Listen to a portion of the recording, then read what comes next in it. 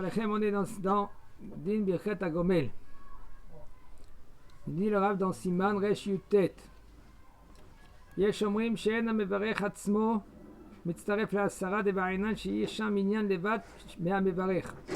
מכל מקום, המברך באופן כזה שאין שם עשרה אלא בצירוף המברך, יש לו על מי לסמוך.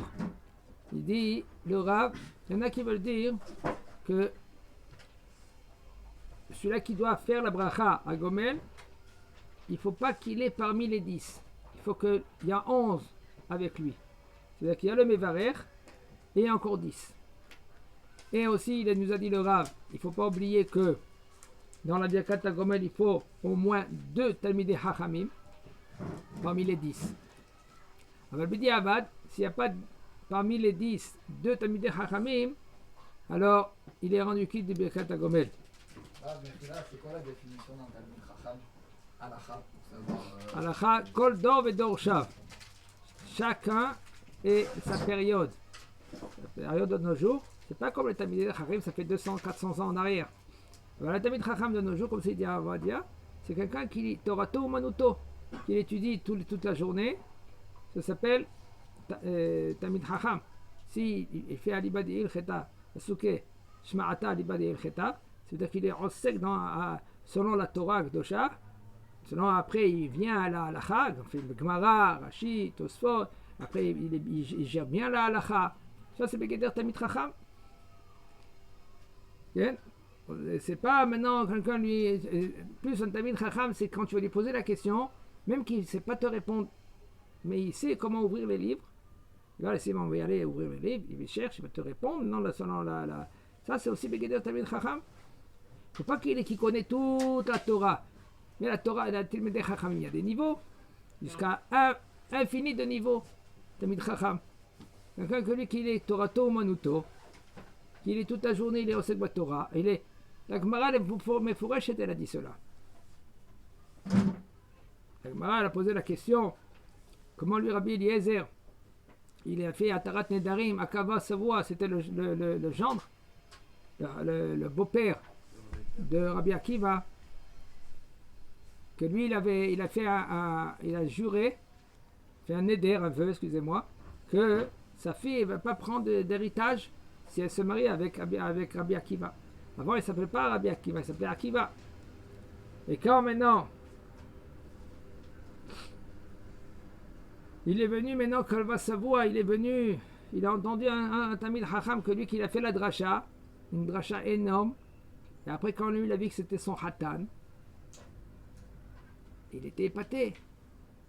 Mais, maintenant, il a été zoché que son Hatan, c'est un Talmid Chacham. Avant, c'était un Amaharetz. Sauf il y a le vœu qu'il est là. Sa fille, il ne peut plus lui rien lui donner parce qu'il a fait un vœu. Alors, Rabbi Eliezer, il a dit, il a essayé de trouver un pétard pour annuler le vœu. Pétard Harata. Est-ce que si maintenant tu savais que ton Hatan, lui, il devait devenir un Talmid Chacham, est-ce que tu aurais fait ce vœu-là? Il a dit qu'à Vassavoua, si je savais qu'il savait un pasouk, j'aurais pas fait le vœu. Alors lui, Rabbi Eliezer, il a annulé le vœu. Moufarlach, shaoula, machulach. La question qu'elle se pose, il pose Tosfot, il pose la question En Mefirim Benolad. C'était Nolad, c'est quelque chose que maintenant qu'il n'était pas avant, il a fait le vœu. Avant que lui qu'il était Talmid Chacham. Comment maintenant Rabbi Eliezer lui maintenant il fait Atarat Nedarim. Alors il dit comme ça, Tosfot ils répondent, ils disent un qui rentre à la yeshiva, rien qui s'assoit à la yeshiva, il est Behezkat Talmid Chacham. Ça veut dire futur Talmid Chacham. Qui rentre à la yeshiva, futur Talmid Chacham. Ah, tu vois des gens qui ne sont pas Talmid Chacham, mais qui passent à la yeshiva. Ou il a fait Kavana Negdit. Kavana Negdit. Il a fait le contraire. Il a dit non, je ne veux pas être Talmid Chacham. Alors maintenant, ça ne veut rien. Même ça peut bouger. Quelqu'un que lui, il vient à la yeshiva, il bouge rien, il fait rien. C'est sûr qu'il ne va pas être Talmid Chacham. Mais le fait que quelqu'un il rentre à la yeshiva, il peut devenir un Talmid Chacham. Encore une goutte de Torah, encore une goutte de Torah. Avec la volonté qu'un homme il a, pas besoin de beaucoup de volonté. Hein, tu t'assois, tu apprends. Bezrat Hashem, tu peux arriver à des niveaux très hauts. C'est ça, maintenant, de nos jours, un Talmid Chacham, quelqu'un qui rentre à la yeshiva, quelqu'un qui étudie à plein temps, il peut être un Talmid Chacham. Il y en a qui font des fois, ils travaillent 2-3 heures par jour. Ça casse pas le fait que c'est un Talmid Chacham. Ça ne s'appelle pas qu'Over Itim la Torah. Il peut être Talmid Chacham et puis travailler 2-3 heures comme ça il faisait avant. Mais le problème, c'est ça un danger.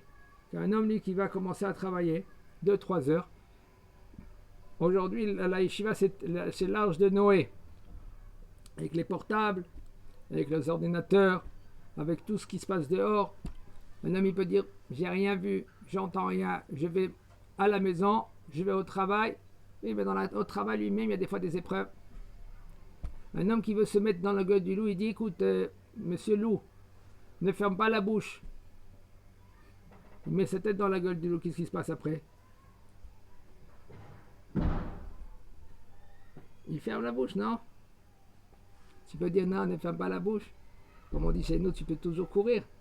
Un homme que lui qui se met en isayon, en épreuve, c'est sûr qu'à la fin. Alors c'est pour cela, même 2-3 heures aujourd'hui, c'est dangereux. Ah bah si maintenant un homme, lui, il est chez lui à la maison, il fait 2-3 heures, comme il y a le Rav Berebi, il s'appelle, de Natania, je crois. Il fait 2-3 heures par semaine. Et Baruch Hashem, il gagne bien. Il est venu ici à la yeshiva. Ouais. Il est à Bnei-Brak, voilà. Il est à Bnei-Brak. Voilà, il est bien à Bnei-Brak, tu vois. Il s'isole, il se met pas en danger. Et il travaille de chez lui à la maison, 2-3 heures par semaine, et c'est bon. Le reste de son temps, il étudie la Torah à plein temps. Bon, Hashem. Tov. Il nous dit le Rav. Alors, la halakha, il nous dit, il faut 10 à part le Mevarech. Mais si maintenant il n'y en a pas 10 à part le Mevarech, alors quand même on est rendu quitte de Birkat HaGomel. Mishel Trayev et Birkat HaGomel, Kegon Shaya Chole, Ala la Mita Venitrapa, Ve'ala la Aliat Maftir. Un homme que lui qu'il était obligé de faire Birkat HaGomel, comme par exemple qu'il était malade, il est monté au lit. On a dit qu'il est monté au lit pendant 3 jours. Quand il était au lit pendant 3 jours, alors là, il faut qu'il fasse Birkat HaGomel. Et il est monté au Maftir. Yesh lo levayer Birkat HaGomel achar siyum Birkat HaHaftara velo ben Kriyat HaTorah leHaftara. Il faut que lui, il fait la bracha de Birkat HaGomel à la fin de la Haftara. Et pas entre la bracha de Kriyat HaTorah et la Haftara. Il faut savoir, la Chatrila, il faut tout de suite, après la bracha de tout de suite il faut commencer la bracha du maftir. Okay? Et attaquer tout de suite le maftir. Les khatrila comme ça il faut faire. Il ne faut même pas s'arrêter à dire même Mishéberach Halavoten Avraham Yitzhak Yaakov, c'est le Rav qui est à côté qui fait Mishéberach au bonhomme. Non, tout de suite après que tu as fini la bracha de Kriyat Torah, tout de suite il faut faire la bracha du maftir. מי שנתחייב ברכת הגומל, כגון שנסע מעיר לעיר, שהוא פרסה וכדומה. Un homme que lui qu'il est obligé de faire Birkat HaGomel par exemple, il a fait une distance de shiur parsa, c'est 72 minutes, ça veut dire de ville en ville. ואינו עולה לקריאת התורה, וחברו שגם כן התחייב בברכת הגומל עולה לקרוא בתורה, et lui il monte pas au Sefer Torah. Mais il y a son copain que lui qui monte au Sefer Torah. יכול לומר לו שיקבל עליו להוציאו בברכת הגומל, il peut dire à son copain, écoute, rends-moi quitte, shomea kaone. Moi je dis pas baruch baruch shemo. Tu penses à me rendre quitte, et moi si je pense à me rendre quitte, ça va. וגם הוא מתכוון לצאת ידי חובה, ויוצא ידי חובתו בברכת הגומל בשומע גומל. כן, בשמיעתו, שגם בברכת גומל מענה שפיר דין שומע כאונה. C'est pas חובת גברה. C'est vrai que c'est חובת גברה, אבל c'est pas une חובה que rien que toi tu dois lui dire et pas quelqu'un d'autre. מי שנתחייב ברכת הגומל לכתחילה ישתדל לברר ברכה זו בתוך 3 ימים. Regardez, et ça c'est la halakha, il nous dit le Rav, l'homme qu'il est obligé de faire Birkat HaGomel. A priori, il faut qu'il exige dans les 3 jours de faire Birkat HaGomel. Même si c'est pas devant un Sefer Torah ou dans le moment de Sefer de Kriyat Torah. Veshelo bifne bnei chachamim. Et même s'il n'y a pas de chachamim. Vedai sheyu shamasa. Ça suffit. Comme ici, après mincha, on peut faire même avec 10, on peut faire Birkat Gomel. She'en lamdin veleacher bishvil ze bracha zo. Il faut pas besoin maintenant. Maintenant, il se retrouve à lundi, il a pris la voyager lundi, soir, aller-retour. N'attends pas maintenant jusqu'à jeudi pour faire Birkat Gomel. Le lendemain matin, à la tfila, il n'y a pas Sefer Torah et tout ça, tu peux faire la Birkat Gomel. Même sur la Torah. Hein? Même sur la Torah. Même sans Sefer Torah. Même maintenant, à Mincha, on peut faire. Il y a une aide du Sefer Torah du Gomel. Les Khatrila, il faut faire Birkat parce que quand il y a Sefer Torah aussi, il faut savoir, Sheni V'Hamishi, c'est Zmanim chez le Rachamim. Pourquoi on fait lundi et jeudi, on fait Tahanunim? Pourquoi on dit tout cela? Pourquoi c'est des Tahanunim? On demande à Kadosh Baruch Hu des Tahanunim. Pourquoi des Tahanunim on fait ça? Parce que c'est des jours qui sont des jours que très très miséricorde. Alors, est-ce que deux personnes qui n'ont pas exactement la même raison de faire le Gomel, il y en a un qui peut quitter l'autre? Oui. S'il y en a un qui est malade, l'autre il a voyagé. Pas comme problème. ואם איחר מלברר ברכת הגומל, יש לו תשלומים לברך כל זמן שירצה. Regardez qu'est-ce qu'il dit le Rav. Et si maintenant, il a oublié par exemple de faire Birkat HaGomel, il a tashloumim. Il peut faire oui Birkat HaGomel, לברך כל זמן שירצה, le temps qu'il peut, qu'il veut. Et là, Shenachon, seulement, c'est juste de quoi? De ne pas repousser plus que 3 jours. Les Khatrila, pas plus que 3 jours. Mais là, moi je n'étais pas là quand on voyage, il n'y a pas une lien d'avoir survolé la mer ou d'avoir fait une certaine distance pour pouvoir faire un Birkat HaGomel. L'avion, c'est danger aussi. Même il y en a qui disent que l'avion, c'est moins danger que quand tu prends par exemple la voiture. Bien sûr. Comme ça qu'ils veulent dire. C'est vrai. C'est vrai. Ouais. Statistiquement. Statistiquement. On ne regarde pas statistiquement. On regarde pas. Il y a même. C'est pas ce que tu dis. Puisqu'on le prend beaucoup moins. אם נתחייב לבאר ברכת הגומל בערב יום טוב, טוב להשתדל לברך ביום טוב, או על כל פנים קודם שיעבור הרגל. Si maintenant, il est obligé de faire ברכת גומל parce qu'il a pris par exemple, il a voyagé, la veille de Yom Tov, il a voyagé, il est parti, il était à Jérusalem et il est parti au nord, faire Yom Tov. Là-bas, il arrive là-bas, le lendemain matin, c'est bien de faire Birkat HaGomel. Mais là, vous pouvez me rappeler, c'est quoi le lien dans le voyage? Il y a une distance à faire. Il y a une distance. C'est quoi la distance? Et pourquoi la distance? C'est en temps, là. Hein? C'est en temps, ouais, c'est ça. Oui, c'est Kedé Idour par ça, c'est 72 minutes. Mais, En un. Hein? En un coup. même aller-retour. Ah ouais? Affaire Mani Ocean Shama. Non, si tu dors là-bas, ça casse. Aller-retour, ça s'appelle. Tu vas à Tel Aviv par exemple, et tu reviens. C'est combien? À Tel Aviv, c'est même pas une demi-heure. Tu peux faire une demi-heure ou 40 minutes. D'ici à Jérusalem, à Tel Aviv, c'est 40 minutes. Mais si tu fais un aller-retour, c'est plus que 72 minutes. Et même que les Ashkénazes, ils font pas la bracha. Pourquoi ils font pas la bracha? Parce qu'ils disent qu'il y a des maisons, sauf. Entre Jérusalem et Tel Aviv, il y a des maisons.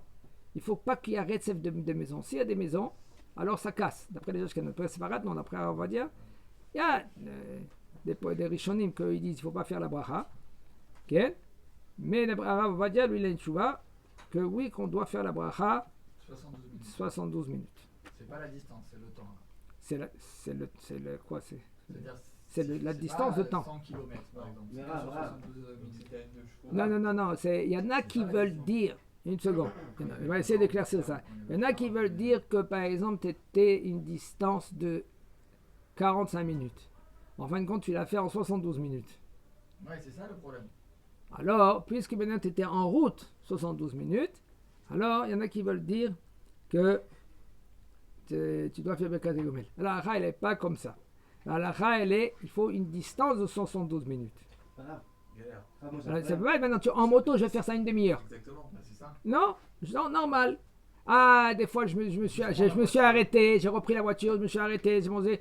Ça va. Il faut pas. La voiture, le train et l'avion par exemple. Je peux faire Non, il faut une distance. Il faut une distance de 72 minutes. Même qu'il y en a qui veulent dire que, pareil que la distance, Alors c'est une c'est distance de la kilomètre. distance. Oui. C'est pas en 72 Oui, là, kilomètres, par exemple. Si tu vas, par exemple, tu vas par exemple de Jérusalem et tu vas Bnei Brak, combien de temps ça te prend? À Natania, ça te prend 1 heure et demie. Ouais. C'est bon, largement. Même que tu l'as fait en 1 heure ou 50 minutes avec la moto. Quand même, là, il faut faire Birkat HaGomel. Donc c'est quoi cette distance qu'on sache? C'est une distance de, quand tu roules en voiture, 72 minutes. Un Paris-Nice en avion. Tous ces itinéraires là. En Paris-Nice en avion, je fais pas Gomel. Pourquoi non? Tu dois faire, oui. Parce que, que tu prends l'avion, tu dois faire la Mais Gomel. oui, parce que dans ce terme de distance. Mazakobao. La voiture est dans la. Juste là, attendez, moi j'ai un problème.